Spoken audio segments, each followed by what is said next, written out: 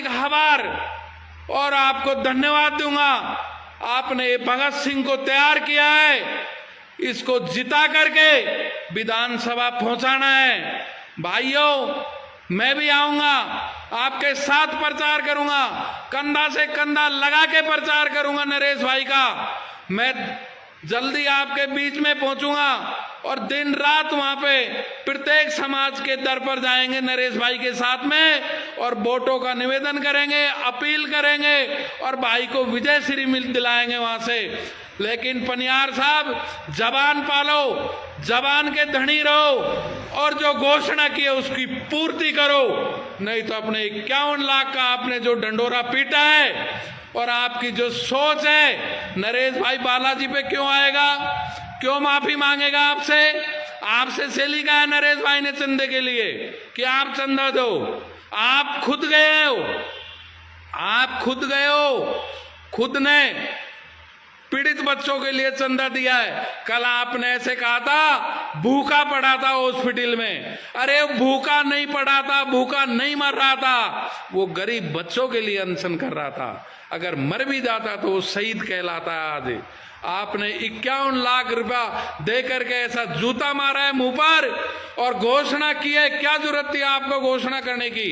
क्या जरूरत थी घोषणा करने की जब आप पूर्ति नहीं कर सकते हो? इतने बड़े जब आप इस कद का वो करके बैठे हो। हमारा ये नहीं है कहना, हमारा कहना, मेरा बोलना ये है कि भाई जबान किया है, जबान की पालना करो और पालना करना सीखो, या फिर जबान मत दो, धोखा मत दो। धोखा दिया तो अच्छा नहीं है। परमात्मा देख रहा है, राजस्थान की जनता देख रही है, अंता के विधानसभा के मतदाता देख रहे हैं। आपने जाकर के घोषणा की है, स्टेज पे की है, हजारों लोगों के बीच में किया है। मेरा तो यही निवेदन है कि अपनी घोषणा की पूर्ति करें।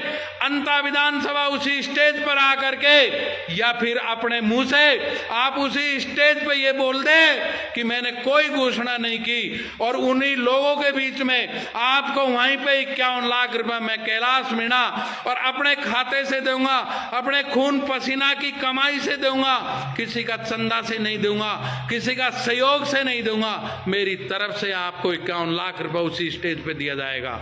आइए, आप दोनों भाई चलेंगे और उसी विधानसभा में चलेंगे। आप भी सहयोग करो, मैं भी सहयोग करूंगा।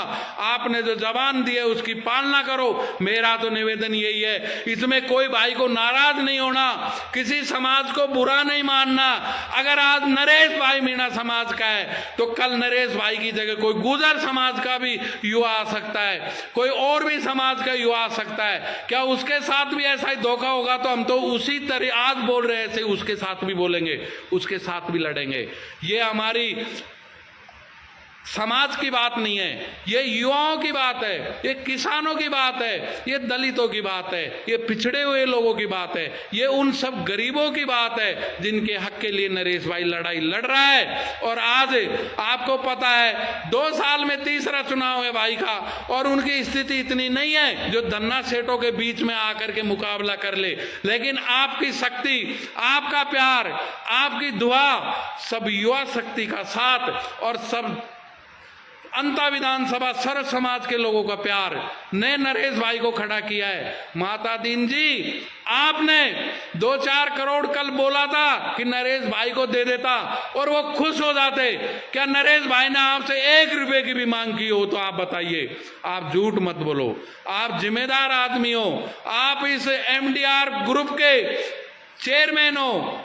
आपकी प्रॉपर्टी पूर्व राजस्थान में खूब चल रही है, हमारे आजू बाजू में भी चल रही है, हमारे बहुत सारे मित्र भी आपसे जुड़े हुए हैं। क्या उनके साथ भी ऐसे ही धोखा करोगे? आप एक का डबल करने के चक्कर में सबको लालच दे रहे हो, सबको बुला रहे हो, सबको वो कर रहे हो, इकट्ठा कर रहे हो, ग्रुप बना रहे हो। जब किस बात की गारंटी? जब आपका जवान, आपने हजारों के बीच में घोषणा की है, आपने अपने मुख से घोषणा की है, किसी कार्यकर्ता के द्वारा भी नहीं। आपने घोषणा की थी कि माता दीन पनिहार बोल रहा हूं और नरेश भाई का अंता विधानसभा का पूरा खर्चा मैं वहन करूंगा, 1000 गाड़ी लगाऊंगा और 22,000 कार्यकर्ता दूंगा और विधानसभा का नामांकन से और मतदान दिन तक मैं उपस्थित रहूंगा।